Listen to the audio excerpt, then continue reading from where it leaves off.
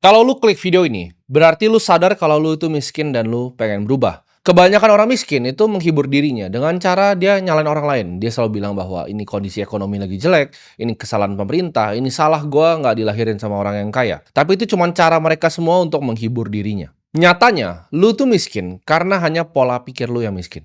Lu pernah mikir nggak, di dunia ini uang itu ada banyak sekali ya. Ada orang yang bisa hasilkan puluhan triliun, bahkan ratusan triliun per tahunnya. Satu orang. Tapi lu bingung, kenapa uang itu tidak pernah nyampe ke tangan lo? Kenapa tidak pernah ada di genggaman lo? Berarti ada hal di dunia ini yang lu nggak tahu, yang orang lain itu tahu. Mereka itu selalu yang gua sebut jual skrip ke lu. Datang ke sekolah yang rajin, kerja yang keras, menabung yang keras, ya kan? Lu sekolah yang rajin, cari nilai yang bagus, dengan nilai yang bagus lu bisa lamar kerja, lu cari gaji naik pelan-pelan, lalu nabung di celengan ayam. Itu adalah skrip yang ditanamkan ke lu sejak lu kecil. Jadi setiap kali ya lu punya pemikiran lain yang di luar skrip itu, lu akan ragu dan lu akan takut. Lu tidak pernah diajarin untuk nanya kenapa nasihat yang keluar seperti itu tidak pernah datang dari mulut orang yang kaya. Tapi ini kebenaran yang mereka tidak pernah mau lu tahu. Kalau semua sistemnya tadi, yang gue sebut dari sistem edukasi, ya, sistem pekerjaan, itu tidak pernah didesain untuk lu jadi kaya. Tapi itu lu didesain untuk sebagai hamster, ya. Lu jadi sebagai hamster yang lari di roda. Lu cuman muter, lu kelihatannya larinya kencang, tapi lu lari di tempat. Simpelnya, ya, ketika lu sekolah nih, lu lulus sekolah, lu dijanjin apa? Ketika lu lulus kuliah, lu pasti bisa dapat pekerjaan lebih gampang kalau S1. Padahal itu bohong secara total. Belum tentu lu S1 lu bisa mendapatkan pekerjaan. Ketika lu naik gaji, tapi semua barang yang lu beli di sekitar lu itu udah ikutan naik. Jadi semua sistemnya ini didesain hanya sebagai ilusi, lu cuma sebagai hamster yang lari di tempat. Lu disuruh nabung ya kan? Atau dibikinin hashtag, yuk nabung saham. Lu nabung saham selama 5 tahun, malah sahamnya rugi. Jadi lu udah tadi, ya kan, pertama lu udah cari S1, ya lu udah keluar duit dulu, orang tua lu udah keluar duit, buat lu dapat jaminan pekerjaan, yang lu dapetnya sulit banget. Setelah lu cari orang dalam segala macam, lu bisa masuk, dapat gaji, gajinya naik, hasil ditabung, ya, hasil tabungannya rugi. Setelah itu semua barang di sekitar lu naik. Mereka itu distraksi lu, ya, untuk nggak paham tentang ini dengan segala macam cara. Mereka kasih di depan kalian, di algoritma tuh ditampilin paling depan, ya. Kalau lu lihat YouTube Indonesia trending, lu akan lihat semua isinya adalah konten entertain. Karena itu adalah yang di-push ya agendanya oleh mereka. Kalau lu nggak bangun sekarang, lu akan kedip dan nanti 20 tahun tuh udah jalan. Dan lu akan lari di tempat yang sama. Padahal lu udah kerja keras, lu udah nabung, lu udah lakuin semuanya. Tapi lu akan berada di titik persis sama seperti sekarang. Uang itu bukan seperti apa yang lu pikirin. Uang itu bukan cuma sekedar gua ngomong di sini kerja keras. Tukang sapu di bawah kerja keras lebih dari gua. Uang itu bukan cuma tentang nabung kadang. Dan juga bukan hanya tentang kepintaran. Uang itu tentang kontrol. Ya. Jadi orang yang kaya itu, teman-teman gua yang kaya itu nggak kerja 9 sampai 5. Ya. Kadang bisa lebih, kadang bisa kurang. Mereka itu ciptakan sistem. Orang yang jadi kaya itu tidak pernah ikutin aturan main gamenya yang diajarin ke kalian. Sekolah ya, cari kerja, habis itu nabung. Gak ada gua melihat satupun di bumi ini yang benar-benar kaya. Cuma dari ikutin 3 itu. Yang kaya adalah mereka yang punya sistemnya, ya. Mereka yang bikin sistemnya. Mereka yang bikin aturan mainnya sendiri. Mereka yang ciptain gamenya. Mereka adalah orang yang nggak play by the rules. Mereka bukan orang yang ngikut aturan. Mereka yang ngakalin aturan-aturan yang ada. Dan orang-orang kaya ini posisiin dirinya selalu menang. Contohnya, inflasi ketika naik. Orang miskin tuh bingung gitu ketika beras itu naik, ketika biaya pendidikan itu naik. Orang kaya ketika inflasi itu mereka malah senang. Jadi orang kaya ya, itu cinta inflasi. Saya sangat cinta inflasi. Ketika inflasi terjadi, semua apartemen gue makin mahal, semua mobil gue makin mahal, semua rumah gue makin mahal, semua aset gue makin mahal. Jadi semua yang gue punya itu makin mahal justru kalau inflasi. Gue punya outlet yang jualan lifestyle, jualan F&B. Makanan di situ tambah mahal ketika inflasi itu naik. Jadi semuanya sama-sama ya. Ketika inflasi terjadi justru gue tambah kaya. Itu adalah orang yang mainin aturannya. Lu perhatiin ya, ketika misalnya gue ngomong kripto, Bitcoin di sini. Ketika Bitcoin jatuh, ketika saham jatuh, orang lain tuh pusing ya. Orang yang nabung saham bank ya, orang yang nabung Bitcoin itu pusing ketika turun 30%, 40%. Gue di sini pusing nggak? Enggak. Gue masih ada banyak bisnis yang ngasilin gue duit. Orang kaya itu desain hidupnya, ketika semua sistemnya itu mau coba ngakalin dia yang ngakalin sistemnya. Ketika inflasi itu bunuh semua orang, inflasi bikin gue tambah kaya. Ketika Bitcoin turun, gue punya bisnis ngasilin uang yang gue bisa top up lagi Bitcoinnya. Ketika orang bilang, oh ekonomi lagi turun, coba lu datang ke salah satu outlet kita di Bali. Salah satu dari 52 outlet yang grup kita punya. Itu full. Kenapa? Karena itu nggak cuma orang Indonesia yang datang ke sana. Yang datang ke sana ada bule Australia, ada bule dari Inggris. Mereka semua sibuk apa? Buka botol di sana. Ya, jadi nggak tergantung sama ekonomi lokal, bahkan bisnis-bisnis yang kita punya orang-orang kaya ini. Ketika lu kesulitan nabung dari hasil kerjaan lo, orang kaya itu lagi gandain duitnya di hal-hal yang lu bahkan nggak paham caranya. Mereka paham bahwa uang itu adalah sebuah alat, ya, sebuah tool, bukan sebuah reward atau hadiah. Orang miskin tuh kira, oh dapat uang, ini kayak hadiah. Orang kaya lihat uang, itu sebagai alat. Gue harus ngapain dengan uang ini? Gimana caranya gue bikin prajurit-prajurit ini bisa bekerja untuk gue? Misteri terbesar yang dikasih ke kalian adalah kalian harus kerja keras kan untuk dapetin uang. Kalian harus kerja untuk dapetin uang. Padahal uang itu dicetak, dipindahkan, bukan dicari untuk kalian bekerja. Kita orang-orang kaya bikin sistem untuk gimana caranya cetak uang. Orang kaya itu tidak pernah kerja untuk gaji. Mereka itu selalu beli aset yang berkembang di saat mereka itu tidur. Lu itu tidak pernah paham, ya, gimana caranya melihat uang sebagai alat. Lu melihat gaji itu sebagai sesuatu yang membanggakan. Ketika gaji naik, lu wah gaji gue naik. Waktu gue tukar terus untuk uang. Padahal lu hanyalah seorang pion di sistem yang dibikin sama orang lain.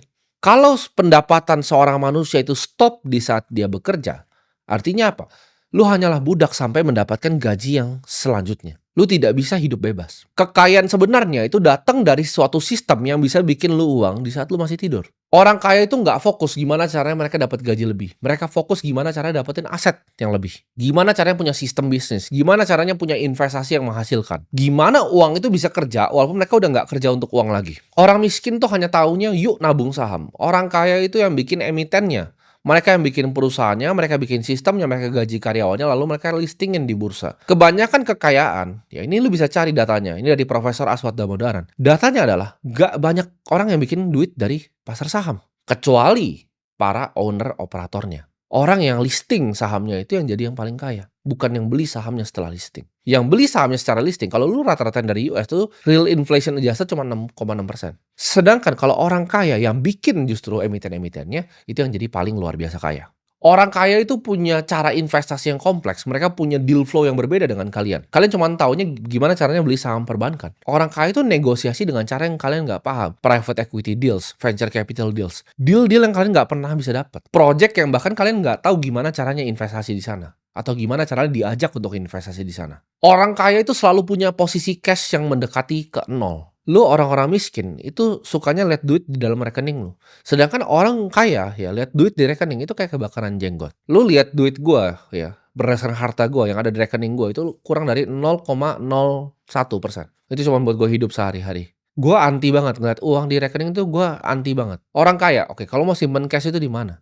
Mereka pasti beli US Treasury. At least mereka mau bungain pasti cashnya. Mereka pasti simpen di mata uang yang kuat. Orang kaya yang gue tahu semua simpen USD atau enggak Singapura dolar. Mereka beli bonds di Singapura. Ya MAS punya Treasury. Mereka tidak ada yang beli bonds di negara berkembang. Kenapa? Karena fiatnya devaluasi, bondsnya nggak ada yieldnya jadinya. Ketika fiatnya turun 13%, bondsnya plus 7 ya lu minus gitu. Orang kaya itu paham kalau cash itu sampah. Jadi di saat lu ngerasa aman, oke gue simpen uang di tabungan nih.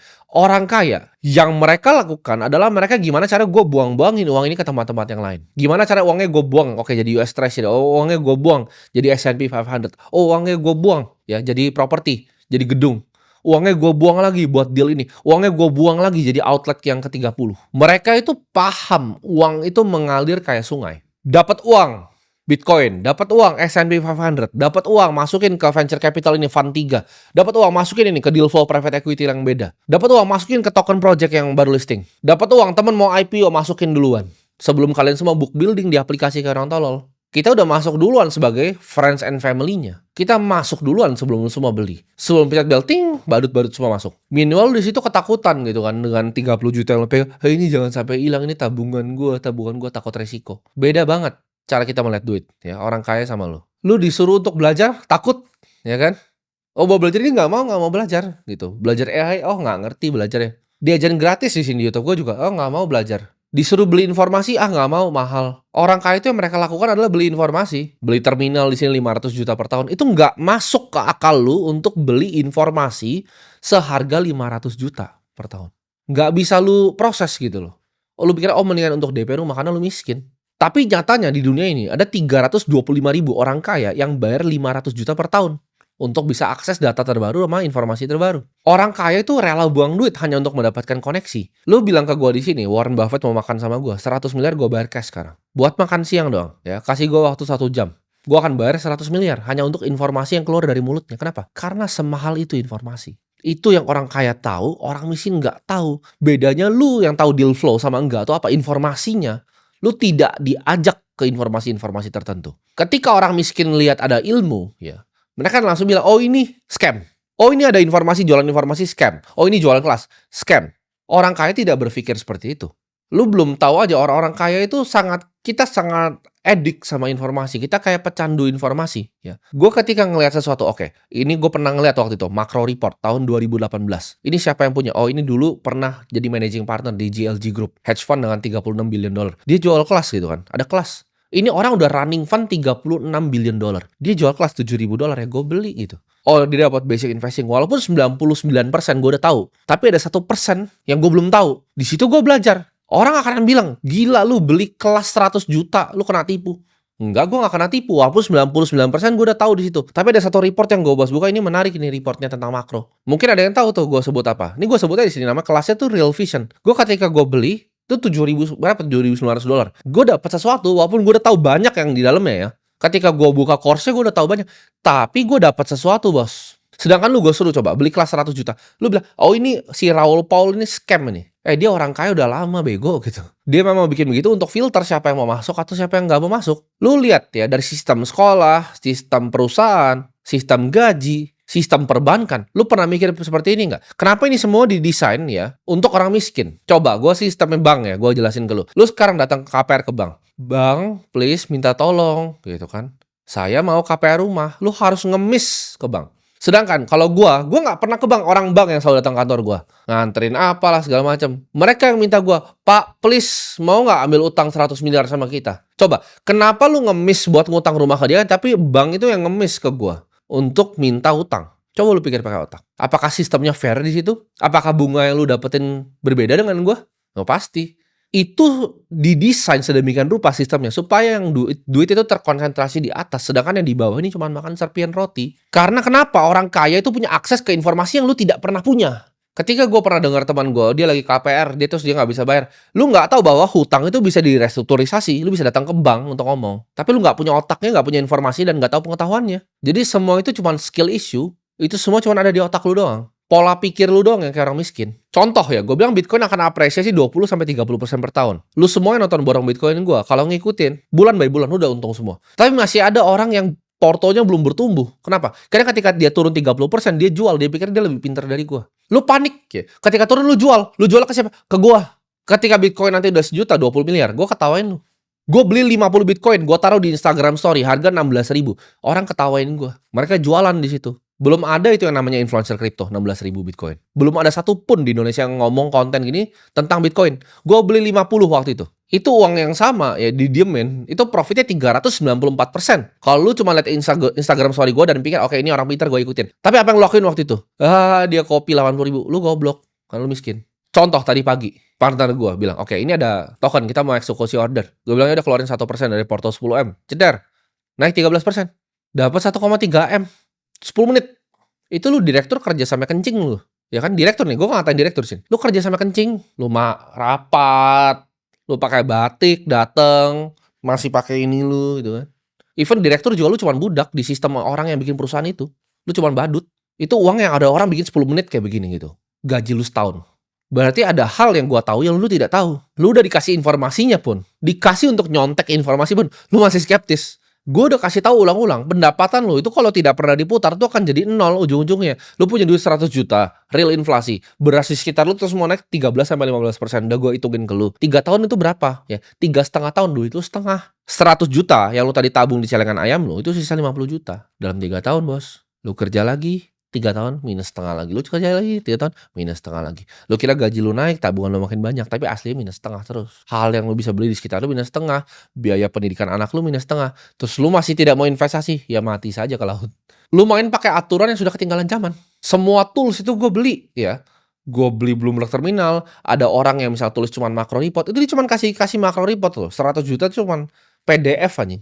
PDF 13 lembar. Lu pasti pas baca itu, aduh gue kena tipu 100 juta. Lu goblok banget gitu. Padahal dia kasih tahu ini oil mau kemana gitu. Lu bisa selalu ngelakuin counter trade macro play yang dari PDF 13 lembar itu. Tapi lu gak ngerti caranya. Dengan edge informasi, gue punya informasi yang lebih dari lu. Gue itu bisa bikin 1,3 miliar dalam waktu 10 menit. 10 menit tadi pagi. Bahkan belum ketemu gue sama partner gue, lewat WhatsApp bos, tembak ceter, close posisi. Nah gue udah tanya lu sekarang, lu udah tahu gamenya bahwa mainin tuh berbeda. Lu mau tetap jadi budak ya, atau lu mau jadi orang kaya yang belajar untuk mainin sistemnya, mainin gamenya tidak sesuai pada aturannya. Orang kaya itu uangnya gerak terus ya, jadi uang lu jangan diam di rekening. Kalau lu mau keluar dari sistem, lu harus mikir cara yang lain, cara yang lebih efisien, cara untuk ngakalin gamenya. Ada cara yang bikin uang tuh lebih efisien dibandingkan lu lakuin sekarang. Oke, ini gue contoh paling sederhana deh, yang paling sering beredar gitu kan, yang paling sering beredar gitu. Orang miskin tuh karena dia sangat takut resiko, mereka punya kepercayaan goblok tadi dengan sekolah, kuliah, kerja, nabung jadi miskin. Nah, mereka kan udah diajarin gini kan, dari kecil. Jadi ketika ada sesuatu yang ngasih hal yang baru, mereka langsung tolak dengan semua kepercayaannya. Contoh, trading kripto itu judi. Berapa kali lu pernah dengar itu? Trading kripto itu judi. Trading options misalnya. Options market itu adalah judi. Kenapa? Karena kalian taunya yang benar-benar judi, yang zaman dulu afiliator goblok itu mainin binary option. Itu saking gobloknya negara ini. Kayak barang finansial itu bisa dijual. Jadi semua orang, masyarakat otaknya jadi goblok gitu. Bilang trading itu adalah judi. Gua tanya di sini, siapa lu dari 1,9 juta ya subscriber gue sini yang tahu namanya Susquehanna, SIG? Nol pasti yang tahu. Lu tidak tahu itu apa. Lu ngomong, oh trading itu judi. Ada orang namanya Jeff Yash tahun ini, ya dia bikin uang 280 triliun. Nama perusahaan hedge fund-nya adalah Susquehanna International Group, SIG. Lu tidak tahu, ya Citadel itu siapa, Ken Griffin itu siapa.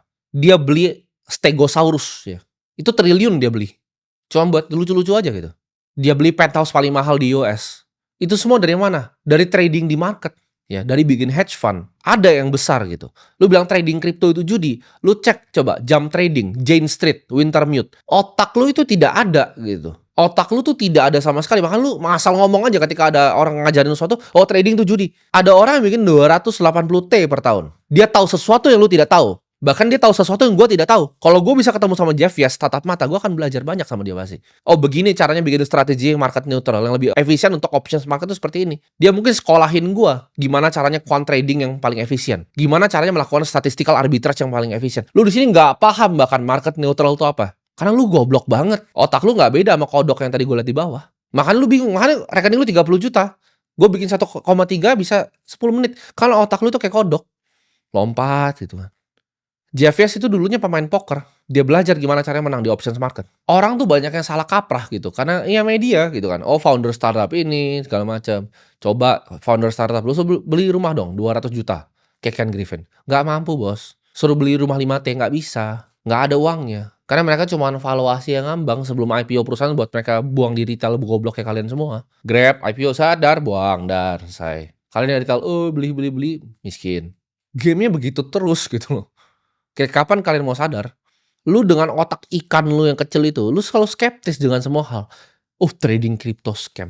Oh ini scam. Gue udah bilang kripto itu adalah masa depan. Lu masih nggak percaya? Ya wes, kan mau gimana gitu. Lu suka bilang seperti ini ke gue. Gue suka percaya motivasi Timothy, tapi kalau kriptonya gue nggak dulu deh. Kan lu goblok banget. Lu bodoh banget. Lu tuh mikir lu pintar gitu kan. Lu hebat gitu. Oh dia lu ngatain orang itu, dia pejudi tuh karena dia trading kripto. Gue kasih tahu ya, orang-orang hedge fund tadi yang gue sebut itu bisa beli hidup lu sampai buyut lu tuh 100 generasi ke atas. Tuh nyari duit itu nggak bisa, lu nggak bisa nyari kayak mereka. Lu sampai mati pun nggak bisa nyari duit kayak mereka.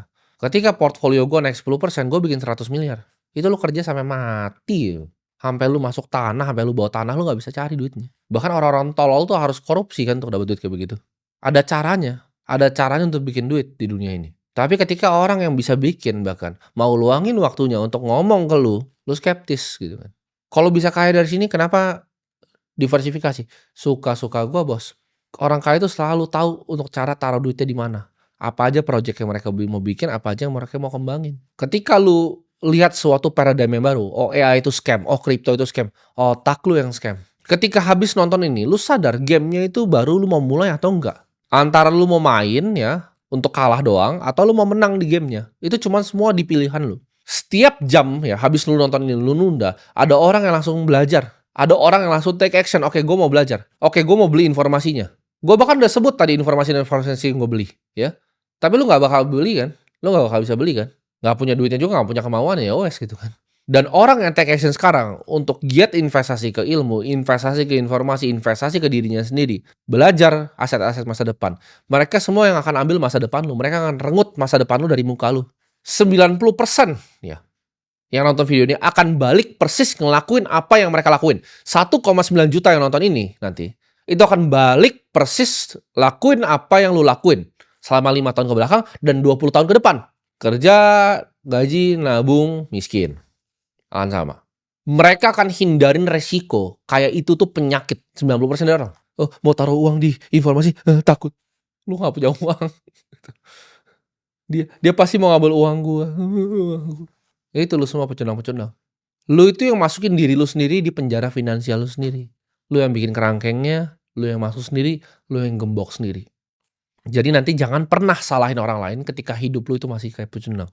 Karena masa depan itu selalu akan datang ke mereka yang berani ngambil sekarang.